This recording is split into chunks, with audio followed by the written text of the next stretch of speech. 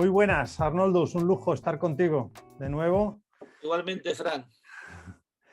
Yo te conozco, pero creo que seguramente habrá alguna persona que no te conozca. ¿Quién es Arnoldus van den Horck? Bueno, desde hace una semana es un joven de 60 años. Felicidades. Tiene un nombre extranjero porque es de padre holandés y de madre española. Y lo que ha desarrollado en los últimos años, por hablar desde el punto de vista profesional, es un concepto que se llama minería climática. Entonces soy geólogo, entonces lo que ayudamos es tanto a la minería como a los proveedores y clientes de la minería a transformar todos sus procesos en procesos bajo el carbono, ¿no? Y este es nuestro lema, ¿no? Entonces, porque sin minería no hay renovables, no hay electromovilidad, es de donde salen los productos, y si no reducimos esa huella de carbono, pues mal vamos, ¿no? Creo que he intentado ser lo más ¿No? corto posible para poder explicar el concepto de qué Fantástico. hacemos, ¿no? Desde un punto de vista personal o social, ¿qué crees que hemos aprendido con todo este lío? Bueno, desde un punto de vista más social que personal, hemos aprendido lo que normalmente en la historia de la humanidad cada vez se desaprende más, y es que somos realmente muy débiles, ¿no? El ser humano es mucho más débil de lo que creen, y a veces la naturaleza nos tiene que dar una lección, sea buena y mala. Y creo que de hecho el COVID, lo que estamos viendo ahora, es una de esas malas lecciones que hemos tenido que aprender, ¿no? Que somos más débiles y que nuestro planeta es más débil, y si el planeta es débil, nosotros somos débiles, ¿no? Y yo creo que eso es lo más importante. A cada uno nos ha afectado de una manera diferente, indudablemente, ¿no? Pero es eso. Y esperemos que reflexionemos bien sobre precisamente esa debilidad y cómo fortalecer todo lo contrario, hacerlo más fuerte, ¿no? Fantástico. Llevamos muchas semanas, muchos meses con estas circunstancias y el horizonte no prevé que vayamos a salir súbitamente, sino que será muy paulatino, o sea que estaremos unos meses. En todos estos tiempos, ¿qué has incorporado a tu día a día, a tu vida cotidiana, que crees que se vaya a quedar ya para siempre? Quizás un proceso que yo conozco, mira, yo tengo artritis, ¿no? Soy artrítico desde los 20 años, ¿no? Entonces siempre me he preocupado un poco el tema de los médicos, el tema de la sanidad, el tema de cuidarse, ¿no? Entonces, a la llegada del COVID, pues lo único que he hecho es acelerar ese proceso y ver en los demás, y además, de hecho, mañana tengo un webinar con el grupo de pacientes activos, que trabajamos sobre este tema. Entonces, y a veces nos preguntan los de fuera, ustedes que ya estáis acostumbrados a vivir en esa, digamos, tensión, ¿no? Que este tipo de... Entonces yo creo que esto es un poco lo que más he aprendido. Independientemente que haya cambiado mi forma de trabajar y de vivir, era una persona que viajaba mucho. De hecho, mi huella de carbono en el año 2019 fueron 34 toneladas de CO2, muchos viajes. El del año pasado fueron solo 5, son un 86% de reducción, ¿no? Entonces, independientemente de cambiar tu modo de vida y tus estilos de vida. Entonces, dentro de ese sistema, bueno, de protección o de alerta, pues lo que todos muchos hemos visto, convertir un poco tu casa en tu cueva, en tu defensa, en tu torre, y tomárselo mucho más en serio, ¿no?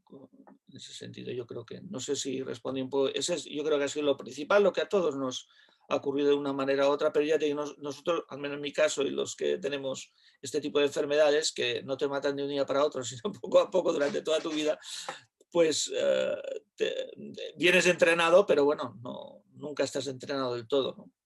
Este es Todos hemos tomado medidas tal cual han ido surgiendo las certidumbres, que no han sido muchas. Imagínate que estuviéramos 12 meses atrás y sabes lo que va a venir. ¿Qué hubieras hecho o qué harías diferente?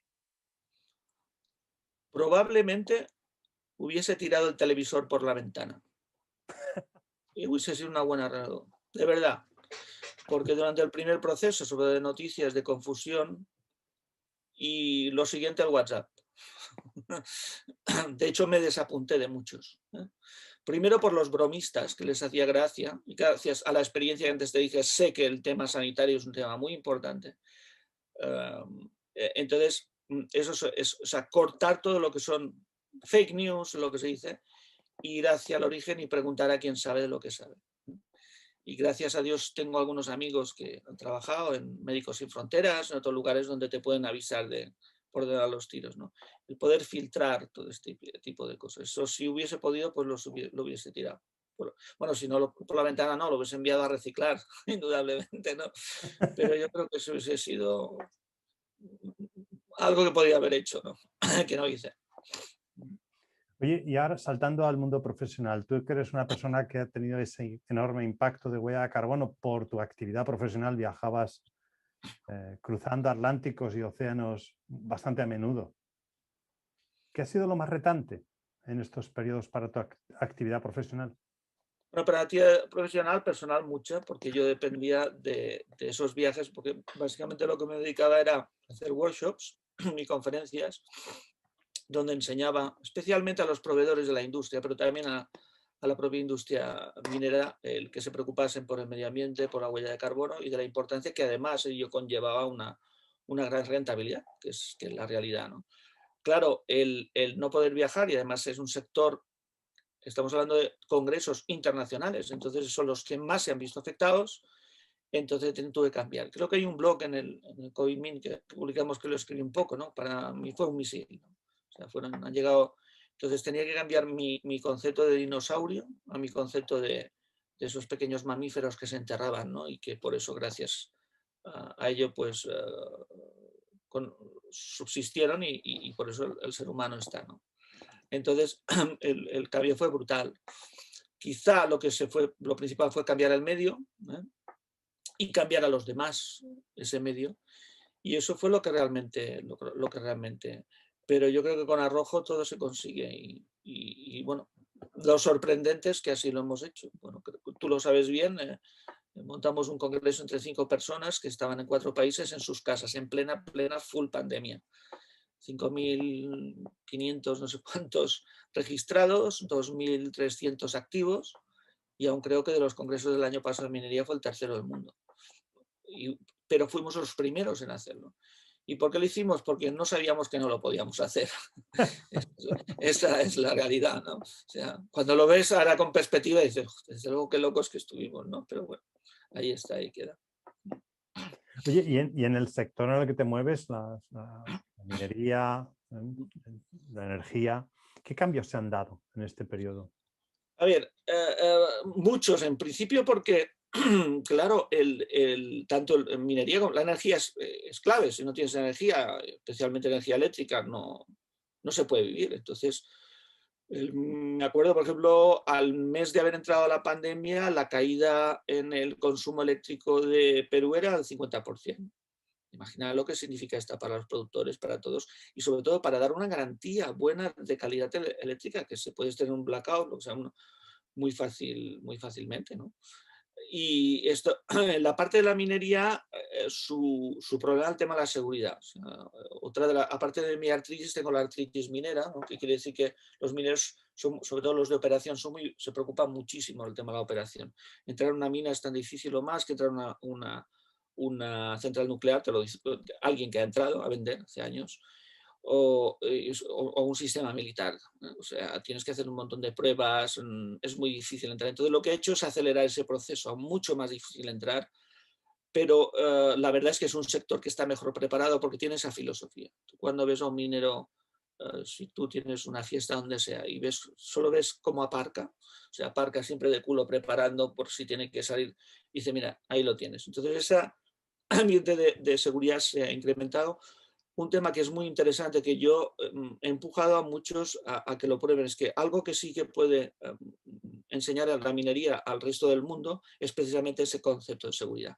Cualquier reunión que se tiene, sea virtual o no virtual, un minero, lo primero que se hace es que alguien explica un problema que ha tenido con seguridad y cómo lo solventaron. Muchas veces se trata de problemas que han conllevado a la muerte de personas. Entonces la gente se queda capturado y a todos ya, aunque empieces la reunión, tienes en mente seguridad, seguridad, seguridad. Yo creo que es algo que tendríamos que aprender de la minería y hacerlo todos. ¿Y crees que esos cambios que describes han venido para quedarse? Sí, y además en minería lo que se ha demostrado es que ha resistido más, al menos en el caso de la minería latinoamericana, que es la que tengo más seguimiento, y la española, son sectores que han resistido más que el resto.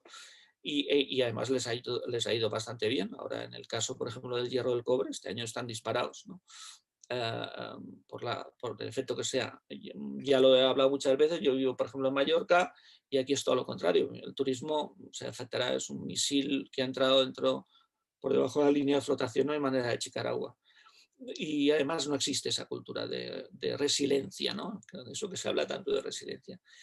Entonces, en ese sentido, creo que debemos felicitar tanto a las compañías como a las personas, como a los proveedores del sector, que aunque sí ha habido ciertos problemas, no vamos a decir que no, como en todos lugares, muchísimo menos que en otros sectores. Entonces, en ese sentido, se ha respondido bastante bien. ¿Qué podríamos aprender del sector minería que pudiéramos compartir hacia otros sectores? No quiero, bueno, me vuelvo a repetir lo que dije antes, pero es el tema de los protocolos y lo que es un protocolo y lo que es el tema de seguridad y la mejora continua de ese protocolo, ¿no? O sea, si tienes una línea roja en un parking que no la puedes, roja o amarilla, lo de menos, que no la puedes pisar, no la pisas. Nadie duda. Además, si alguien hace broma sobre eso, lo desplazan, ¿no? Y eso en países latinos, ¿no? Por ejemplo, en otros casos, ahora que se ha puesto, bueno, no de moda, es normal, el tema de la equidad de género.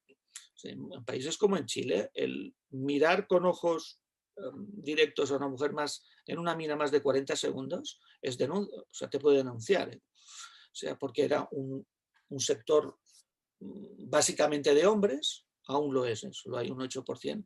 Entonces, de alguna manera, esos procesos se han integrado de una manera, digámosle, más militar, por llamarlo de alguna manera. Pero es bueno, en el fondo, porque la gente se da cuenta que son cosas que te tienes que preocupar y que hay de cosas que no se pueden hacer bromas. Yo creo que eso es algo que puede enseñar la minería. Y luego el arrojo y la valentía. O sea, estar trabajando a 3.000 metros de altura o a menos 40 grados en el norte de Canadá o ese tipo de cosas, pues algo bueno, que hay que felicitarlo y no solo criticar lo malo que es, En el fondo todos somos mineros. Oye, ¿y qué tendencias observas en la minería en el mundo del sector de la energía? A ver, yo creo que me van a criticar un poco esto. Yo creo que por fin los proveedores de energía renovable se van a preocupar del cambio climático. Porque hasta ahora de lo que se habían preocupado era de vender placas solares y molinos eólicos. Y les preguntabas qué es la huella de carbono 3, ¿cómo? Esta es la parte, esta es una buena, pues, porque además ahora lo necesitan para vender. Y por la parte de minería, bueno, ellos se han dado cuenta, y además a nivel sobre todo de altos cargos, de que o se hace sostenible o desaparece. Os pongo un ejemplo. La London Metal Exchange es el centro de commodities mineras más importante del mundo, ¿no? En el año 2025, creo que es al final del 2024, el que no tenga una certificación de temas de huella de carbono tal cual, es que no podrá comercializar sus metales. Mira, se ha cambiado el tema, ¿no? Entonces, las presiones que tienen son enormes. Y entonces, creo que de las 15 grandes compañías mineras han cambiado en un año 4 o 5 CEOs, ¿no? Y todos, el tema muy serio, el tema de huella de carbono, descarbonizar y hacer productos para esta nueva sociedad. Y ha empezado el cambio. Tardará un poco en llegar a cuadros medios y a cuadros internos, pero ese cambio creo que para bien para todos. Y luego también en las petroleras, que la petrolera es otro tipo de minería. Ahí ya es escandaloso. Ahora es quién hace más, ¿no? ¿Quién hace más o las gasistas, ¿no? ¿Quién hace más plantas solares o eólicas o todo eso? Entonces eso, pues bueno, dentro de un poco del desorden que se genera, pues yo creo que ha sido positivo. A mí me sorprende, y mira que yo soy muy positivo y proactivo en ese sentido, pero me han sorprendido los movimientos y eso yo creo que es bueno. Si pudieras, de todos tus aprendizajes, vivencias y reflexiones, si pudieras compartir algún aprendizaje tuyo, alguna reflexión, alguna sugerencia, ¿qué habilidades podrías compartir y qué sugerirías de cara al futuro? Porque pinta que se va a parecer, el próximo futuro se va a parecer mucho al actual presente. A ver, el COVID solo es, no es el final del problema, lo que tenemos ahora es el principio del problema. Wow. Eh, bueno, ya hemos tenido, ¿no? Pero vamos a tener muchas más. Entre otras cosas, independientemente de los fríos y calores y congelaciones y todos estos cambios climáticos y cada vez tenemos más, más ciclones y todo este tema. En el tema sanitario vamos a tener muchas de pandemias. ¿Cuándo vendrá? No lo sé. Soy geólogo y una de las cosas que sabemos es que podemos darte un margen, pero no sabemos exactamente cuándo vendrá un terremoto, ¿no? Pero van a venir más. Y aquí la cuestión no es buscar quién tiene la culpa, sino lo que tenemos que mirar es cómo podemos cada uno dar nuestro grano de arena, ¿no? La típica frase es que la tierra no nos pertenece, la tenemos en custodia para las futuras generaciones. Y entonces, en ese sentido, yo creo que vamos a tomarnos esto de una vez en serio. O sea, en toda actividad que hagamos, en todo... Esto es... Claro, te lo va a decir alguien que cuando estudió geología lo estudió para hacer aplicación en petróleo. En aquella época yo odiaba a Greenpeace, estos ecologistas, tal y cual. Indudablemente que ahora no. También no hay que ser extremista, ni por un lado ni por otro. Pero es importante, hay que tomar la pastilla roja. Hay que empezar a ver Matrix, porque es que, claro, si solo ves los detalles, entonces el tema de la COVID es solo el principio y de verdad van a venir más, nos guste o no. Entonces, lo mejor nos podemos estar quejando todo el día, es una situación, pero luego lo único que ocurre es que estamos reactivos, o sea, nuestro margen de decisión es menor, o ser proactivos e intentaría estar adelante y ser un ejemplo para los demás, en cualquiera de los sentidos, hijos, hermanos, compañeros, amigos, todos han tenido de una manera u otra un amigo que ha muerto por COVID, ¿no? O un familiar. Entonces, pues, oye, pues pensemos en cómo podemos mitigar, ya no solo por nosotros y por los futuros, simplemente es que se vive mejor. Creo que se vive mejor, no necesitamos tantos lujos como teníamos ahora.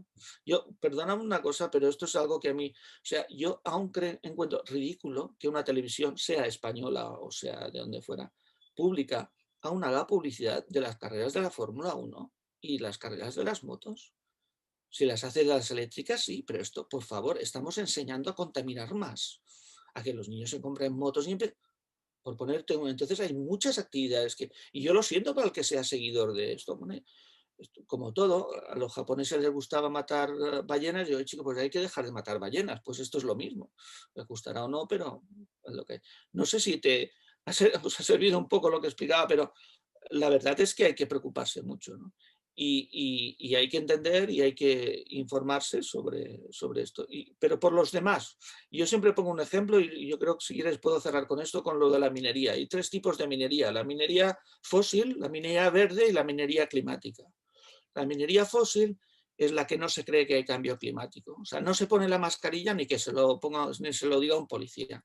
La minería verde es la que, vale, no quiero contaminarme, me pongo, o me la pongo porque me lo dice el policía de turno. Me la voy a poner y así yo no contamino mi mina y tal cual. La minería climática es diferente. Yo me pongo el bozal, iba a decir, el bozal antes de que me lo exijan, pero no porque no me contamine a mí, sino porque no quiero contaminar a los demás.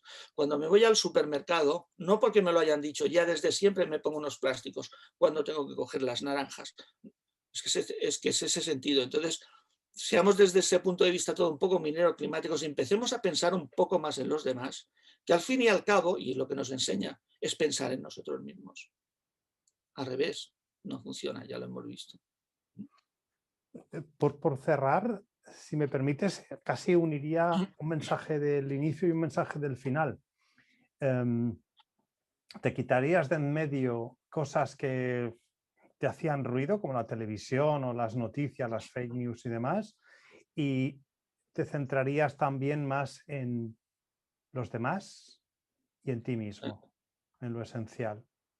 Sí, de hecho, el ser humano es eso, es Sí. un ser social. Hace 1,72 millones de años hubo un minero, el primer minero de la historia. No era de nuestra especie, era del género Homo, se llama el Homo habilis. ¿Y por qué era Homo habilis? Porque el primer lugar donde se vieron que elegían sus sílex para cortar y tal. Él no hablaba, pero hacía eso para los demás, no solo para él. Estamos hablando de hace 1,7 millones de años. Luego ya apareció el fuego porque no quemaban, o sea, no emitían ni CO2, ¿no?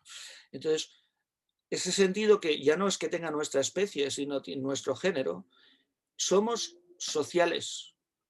Entonces, aislados no servimos para nada, no existe un sentido. Entonces, hay que fortalecer ese sentimiento propio, no institucionalizado. No estoy hablando de ONGs ni de sanitarios. Simplemente es porque si no, no somos humanos. Y yo creo que es un poco esto. A veces ir al origen nos puede ayudar un poco a entender quiénes somos. Por eso me gusta tanto no la geología, la arqueología, ¿no? Para poder entender el porqué, ¿no? Entonces Bueno. yo creo que es eso. Este periodo de reflexión creo que nos ha ayudado a esto. Bueno, al menos a mí me ha ayudado a esto. Yo he recuperado libros de mi padre que me daba el arquetipo de los animales hace ya 40 años y lo he vuelto a releer y con un gusto, vamos, mejor que la mejor película, ¿no? Y yo creo que es así, somos eso, el arquetipo de los animales, pero por eso, porque somos sociales. Lo que me estás diciendo es que la empatía tiene casi 2 millones de años. Más porque los primates básicos ya la tienen, la empatía se ha demostrado en chimpancés y en gorilas y en orangutanes. Orangutanes es una especie muy interesante de estudiar, ¿no? Pero sí, indudable, ¿no? Es que, y el ejemplo que he puesto antes, a veces lo pongo a los mineros porque ni ellos saben de dónde viene la minería. O sea, es que es antes de ser cazadores, antes de saber hablar. Es que esto es muy importante. O sea, la agricultura viene después. Es que con la agricultura y la economía es cuando empezamos un poco a pudrir, ¿no? En el sentido de no pensar en los demás, sino en mi propiedad, ¿no? Ahí cuando el tema de la propiedad ya es otro tema. Entonces, los grupos, pues los primeros grupos de primates, bueno, los primates, los homínidos, en este caso el Homo habilis, pero ya lo eran, ya se ha demostrado y esto es... Entonces, tenemos que volver a nuestras raíces, porque es que si no volvemos a nuestras raíces, hacia dónde vamos no pinta bien, no, nada bien. No. Pues Arnoldus, de verdad, como siempre, un lujo conversar contigo. Muchísimas gracias por tus aprendizajes y sobre todo, feliz cumpleaños, bienvenido a los 60. Oye, y muchas gracias por haberme invitado. La verdad que ya sabes, contigo es un gusto siempre. Pues nada, ánimo y a protegerse. Un abrazo grande. Igualmente, hasta luego, Fran.